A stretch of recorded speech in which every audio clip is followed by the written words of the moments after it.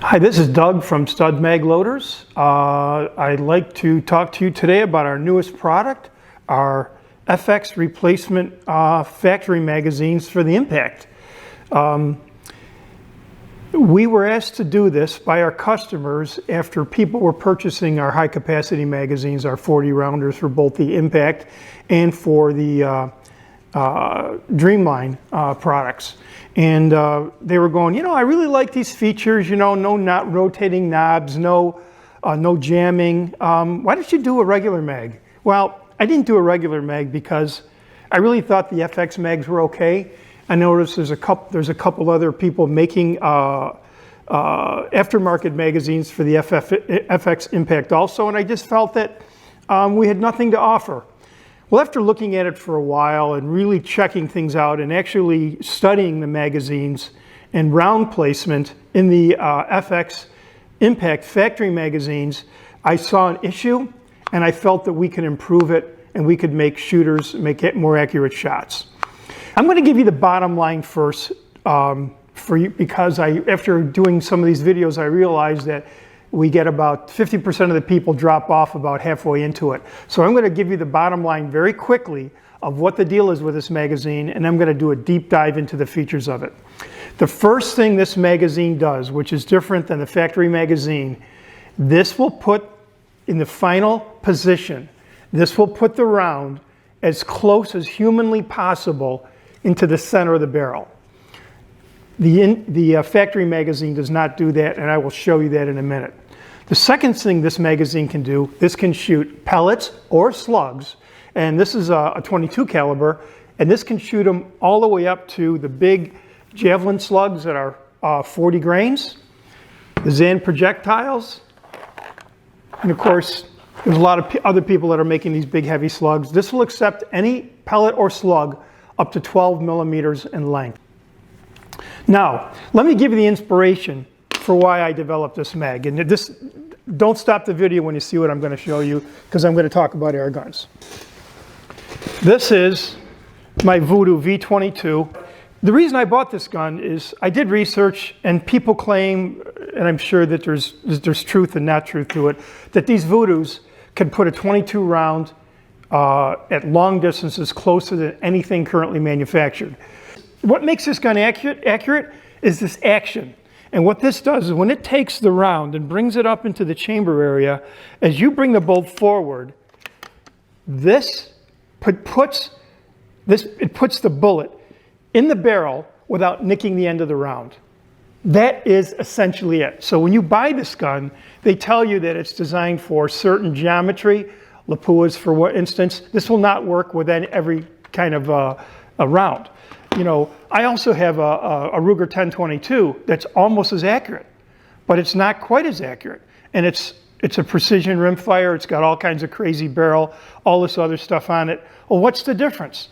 The difference is this action is putting this round in the back of the barrel without nicking it.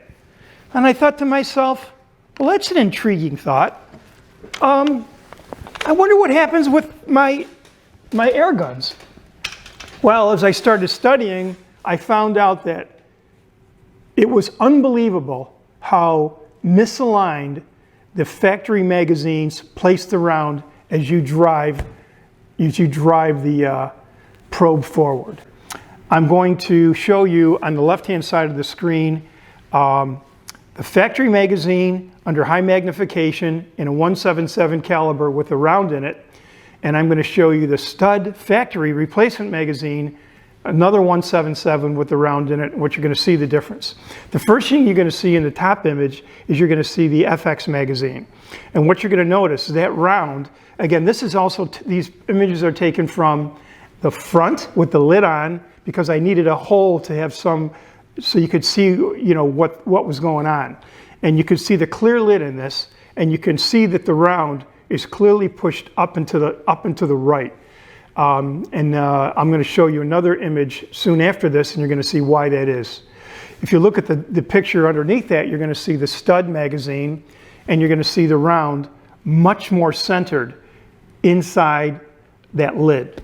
And what FX also does is in the back of the magazine.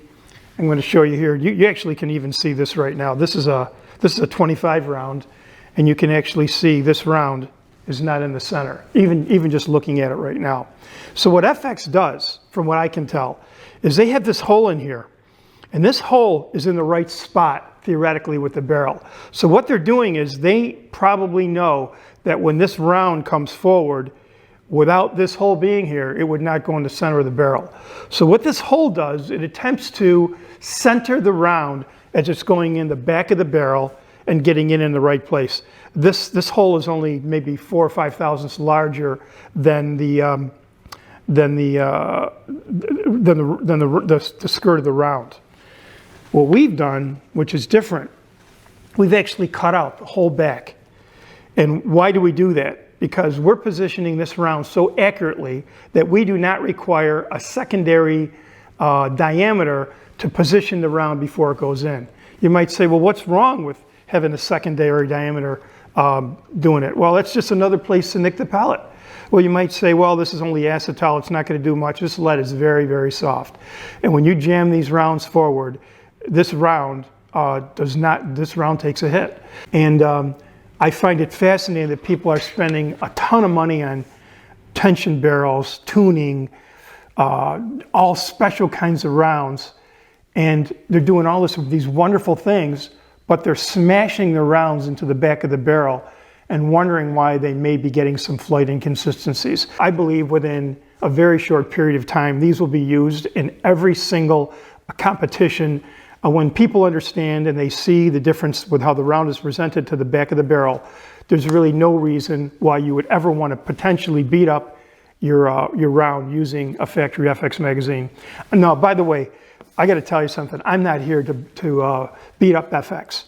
I think FX is absolutely an unbelievable company, and the innovation that these people are exhibiting and presenting to us as air gunners on a day-to-day basis is absolutely spectacular. What I also know after owning companies is that there's certain things that are not given the same level of detail as others. When you take a look at that FX gun and you take a part of it, you basically can't even understand it. And if you understand how accurate the valving was and how the CNC machining is required to produce this, the assembly required, the repeatability, you're going to go, why would they screw around with a magazine? You know what I mean? So they made a magazine that did the job. And of course, now that the guns are getting more and more accurate and the rounds are getting better, things that aren't so good maybe become more readily apparent. So let me tell you some of the issues with these magazines, other than the round not loading, and then this will help you a little bit more.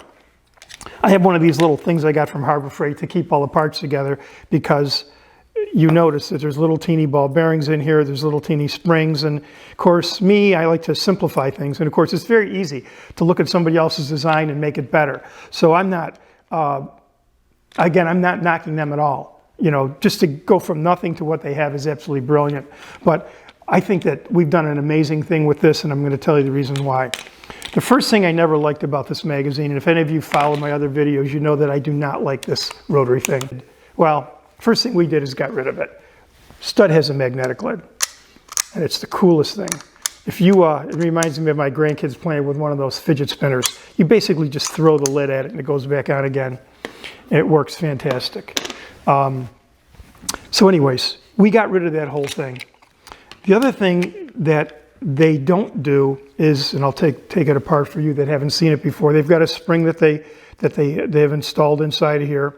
And the way this works is the spring's got a little bent thing on the end of it. It goes in one of these holes, and you actually can wind this thing up and get the right tension on. If you don't like the tension, they give you 4 positions to adjust the tension within one rotation, which is kind of nice. But the thing that you notice when you put this together, hold it up to the camera, you notice that it's plastic on plastic. There is no bearing inside of here. In contrast to the STUD product, and here's one that's all apart. Show you how this works.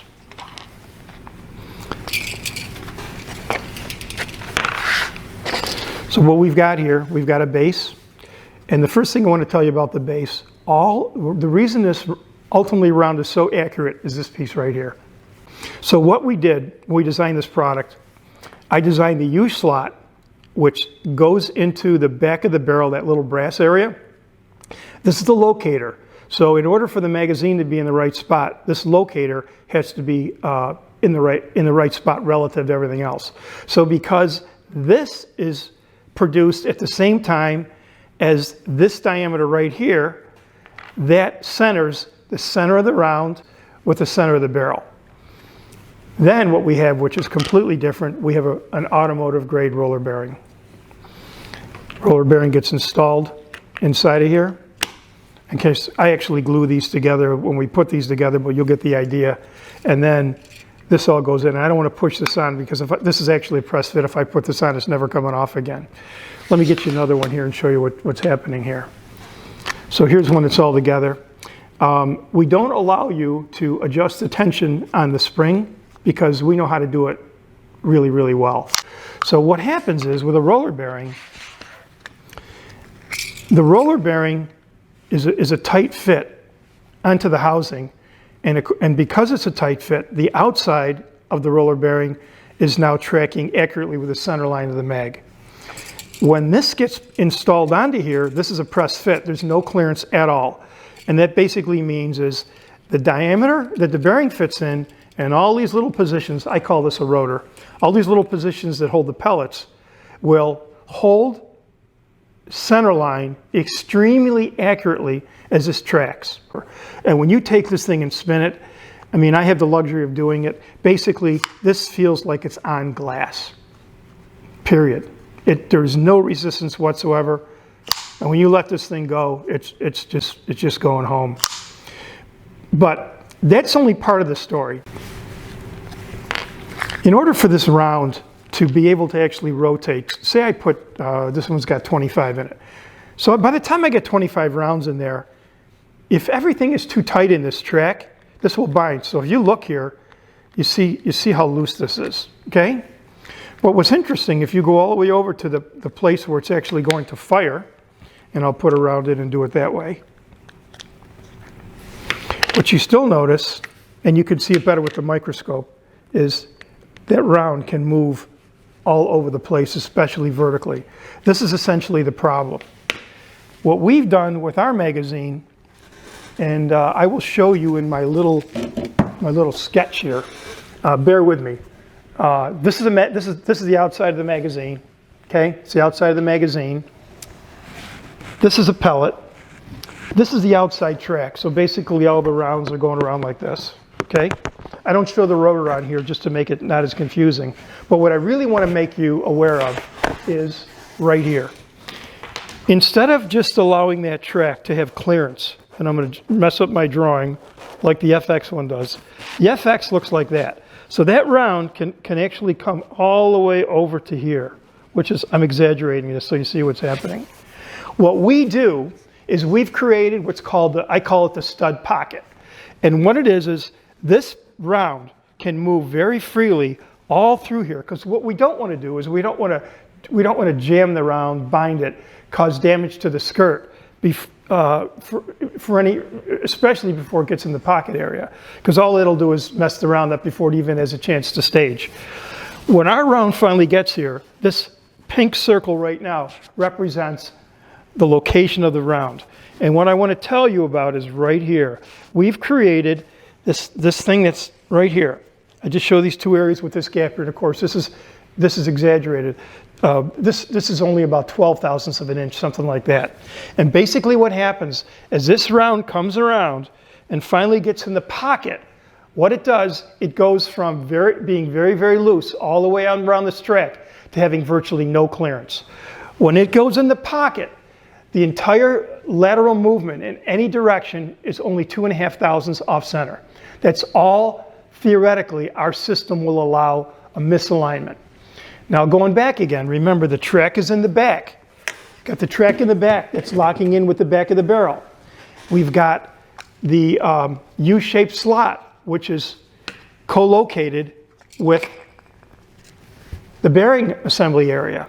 We've got the bearing that goes in, which locates, and we've got this that goes on. That's why you see the accuracy. Finally, what really, really matters, I could have done all that, but if I didn't create the stud pocket, what would happen is that round would not be centered, and you would potentially be able to cause damage as that round enters the back of the barrel when you bring your lever forward and that probe goes in. So the goal is to produce a magazine that theoretically will get a pellet as accurately as like the Vudoo does. And of course, I have my 10 meter pistol that I have here that I play with. I've got a little electronic targeting system over here that I mess around with. And the reason that this gun, which is a Fineworks bow, this gun doesn't have a magazine on it, is because the pellets can't be damaged. So these guys know that if you take a magazine and have it bang all around, that this thing is going to be accurate. And people earn their living with these guns, and it really means something. They've got a tremendous lead in the back of the gun, in the back of the barrel where this goes in. The FX has one too, but when this comes forward, that's just like butter. So the goal, my inspiration was to be able to put a pellet into the barrel as accurately as I could. It's never going to be the same as a single shot tray, but I really, really tried. And I know the numbers that we've manufactured these to, and the design and the way it's done, it really can't be manufactured any closer. And I'm really, really, really proud of that. What I'd like to do next is show you the entire STUD ecosystem, which is the compatibility between the new STUD magazines and the STUD loading systems. First thing I want to show you is kind of an unsung hero, the STUD DTM. We don't sell a ton of these. They work great.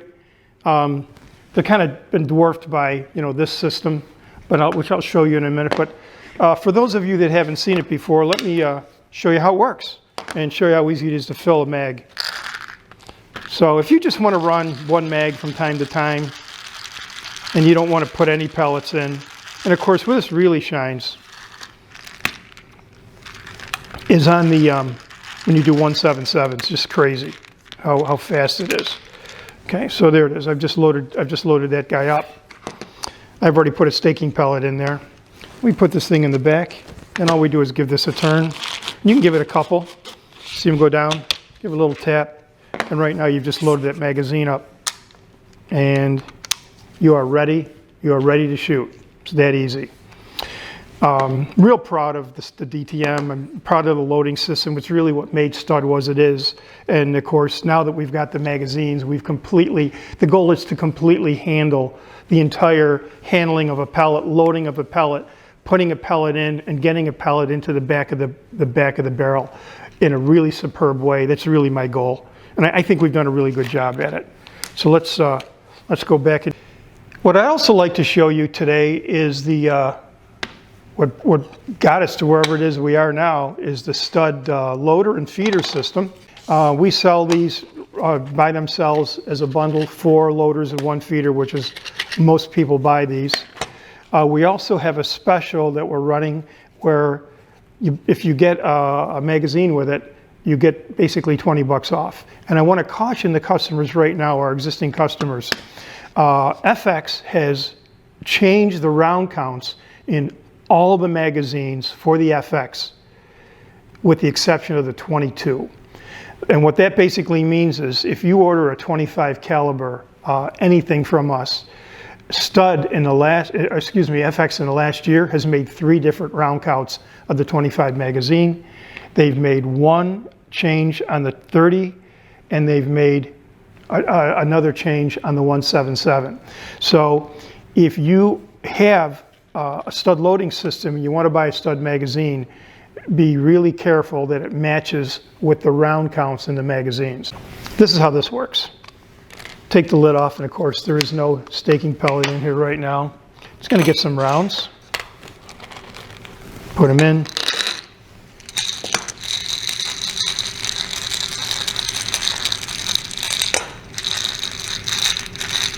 And this is not a violent thing. It actually looks way worse on video than it does in real life. Of course, whenever I do it on video, it takes me twice as long. When I just do it by myself, I do it in 15 seconds. So again, the rounds are in the feeder. I never touched them. I never forced them in. Take the lid off the STUD loading system. Put it upside down, and you can just give a little shake, and now they're all beautifully inside of there. You can see right there. Put the lid on, load them all up. You know, why did it come up with 4? 4 kind of empties your bottle typically. It's kind of what it's all about. So now we want to fill the magazine. So the first thing we do is we rotate this. We take out one staking pellet, which is right here. We just give this guy a little whirl. It's been so nice. Just so nice. Put the staking pellet in. Take the lid off. Take the stud magazine. Put it upside down. Give it a little flip. It's totally loaded, ready to go. That easy. Just throw the lid on. I love throwing those lids on. It's just so much fun. But again, we appreciate you guys. You've been fantastic to us.